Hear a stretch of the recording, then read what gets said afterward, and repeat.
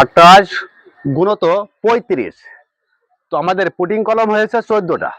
তো 14টা কলমের পরে আমরা যে ভবনটা করছি, তো অরিজিনালি এই ভবনটার খরচ হয়েছে এতটুকু কাজের জন্য 5 লক্ষ টাকা। তো আমাদের এই বিল্ডিংটা টোটাল খরচ করার জন্য আমাদের মোট টাকা লাগবে 12 লক্ষ টাকায় আমরা ছাদটা দিতে পারবো।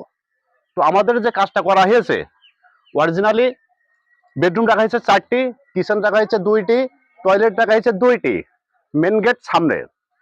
এতটুকু রাখো। এইটা আমাদের মেন গেট। তো মেন গেটের হাইট, যখন মেন গেটের সিঁড়ি আসে, সবচেয়ে একটা ভুল হয়, সিঁড়ি ভজাতে গেলে গেট ছাও হয়ে যাবে। আবার যদি গেট সোজা করা হয়, উঁচু করা হয়, তাহলে সিঁড়ি ভালো হয় না। তো আপনারা একটা জিনিস ফলো করবেন সব সময়ের জন্য, যে সিঁড়ি রুমটা করা হয় অরিজিনালি স্পেসটা বেশি নেবেন। অর্থাৎ আমরা এই ঘরটায় 15 ফিট জায়গা নিয়েছি, যাতে আমাদের সিঁড়িটা সৌন্দর্যভাবে হয়ে যায়। তো আপনারা এই ডিজাইনটা ফলো করে কাজ করতে পারেন। ধন্যবাদ।